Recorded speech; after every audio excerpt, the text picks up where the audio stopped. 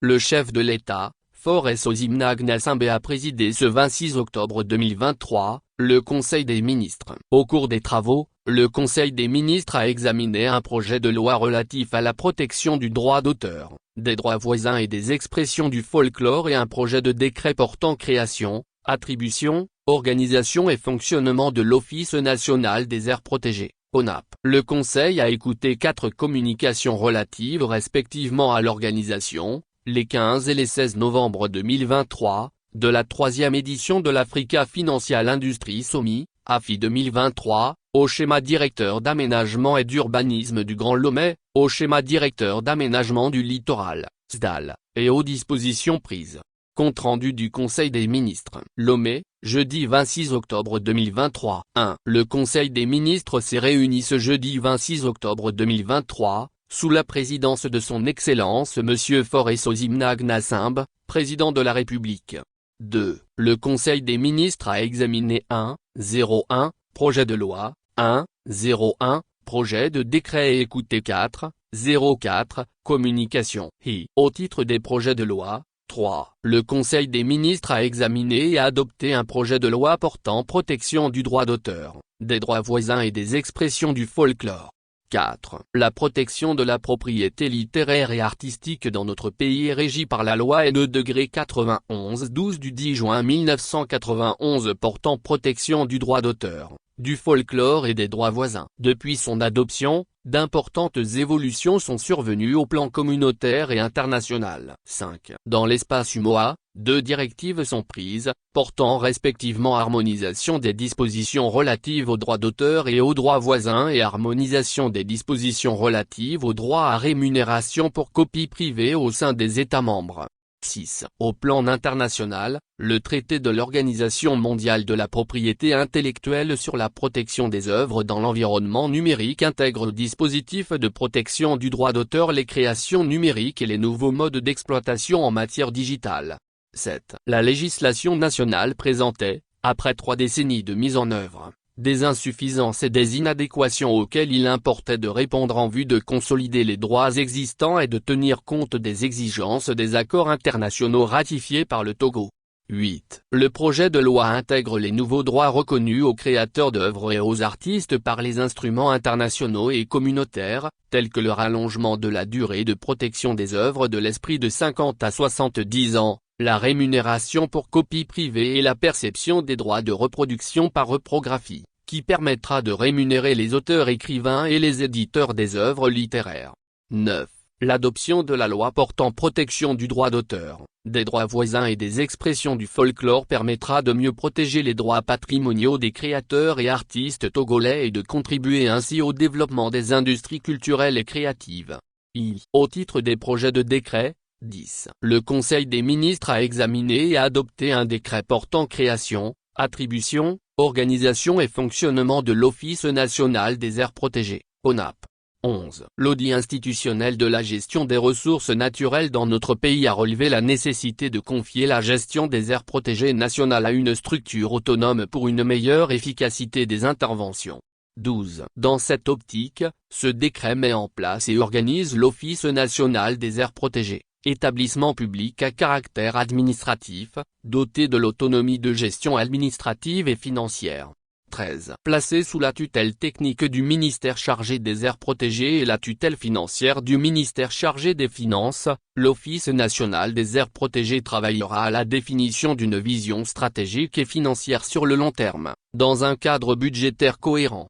14. L'Office national des aires protégées aura notamment pour mission de mettre en œuvre la politique forestière nationale en matière de gestion durable des parcs nationaux, des réserves de faune, des réserves de gestion des habitats et des espèces, des zones de gestion des ressources naturelles, des zones d'intérêt cynégétique et des jardins zoobotaniques. 15. Il permettra un meilleur portage des projets et programmes d'appui au développement des populations riveraines des aires protégées, et l'animation d'un cadre d'échange favorable à une gestion participative des aires protégées par les populations et le gouvernement. 16. L'Office national des aires protégées va, d'une part, assurer une meilleure coordination des interventions, garantir la durabilité des différentes réalisations, et d'autre part, faciliter la mobilisation des ressources humaines, matérielles et financières appropriées pour remplir les missions essentielles de gestion des aires protégées.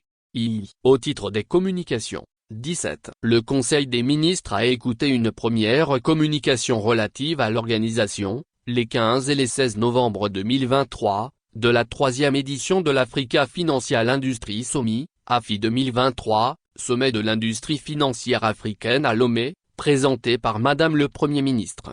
18. Environ 1000 personnalités du monde de la finance sont attendues à Lomé pour ce sommet qui offre un cadre d'échange de très haut niveau pour élaborer des solutions aux défis du secteur financier, afin de construire une industrie panafricaine des services financiers plus inclusive, plus robuste, plus durable. 19. Le président de la République a requis l'implication de tous les membres du gouvernement pour assurer le plein succès de l'événement. 20. Le Conseil des ministres a écouté une deuxième communication relative au schéma directeur d'aménagement et d'urbanisme du Grand Lomé, présenté par le ministre d'État, ministre de l'Urbanisme, de l'Habitat et de la Réforme foncière. 21. La ville de Lomé connaît depuis plusieurs années une forte expansion et une importante dynamique démographique qui rendent nécessaire l'actualisation de son schéma directeur d'aménagement et d'urbanisme. 22. Le nouveau schéma directeur d'aménagement et d'urbanisme du Grand Lomé sera finalisé et examiné pour réglementer l'occupation spatiale, remédier aux déséquilibres structurels et permettre un développement harmonieux du territoire. 23. Le Conseil des ministres a écouté une troisième communication relative au schéma directeur d'aménagement du littoral, SDAL, présenté par le ministre de l'économie maritime, de la pêche et de la protection côtière. 24. Prévu par la loi N-2021-01 du 25 mai 2021 relative à l'aménagement, à la protection et à la mise en valeur du littoral, le schéma directeur d'aménagement du littoral, SDAL, doit être fondé sur des données scientifiques et adopter une approche de gestion intégrée de l'écosystème. 25. L'adoption prochaine du schéma directeur d'aménagement du littoral permettra une meilleure rationalisation de l'espace et une bonne exécution des projets de développement, afin de répondre aux défis de la montée des eaux liées au changement climatique. 26. Le Conseil des ministres a écouté une quatrième communication relative aux dispositions prises pour la campagne de commercialisation 2023-2024 du soja graine et de ses produits dérivés, présentée conjointement par le ministre du Commerce, de l'Artisanat et de la Consommation locale et le ministre de l'Agriculture, de l'Élevage et du Développement rural.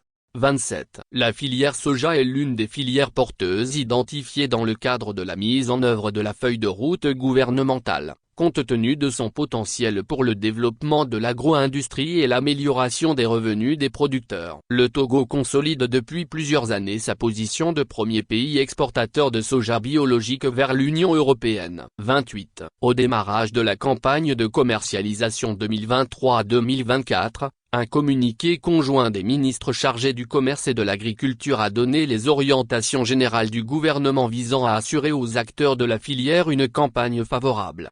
29. Le président de la République a instruit le gouvernement de mettre un accent particulier sur les mesures visant le renforcement de la traçabilité et la facilitation de l'accès à la certification du soja biologique et de ses produits dérivés.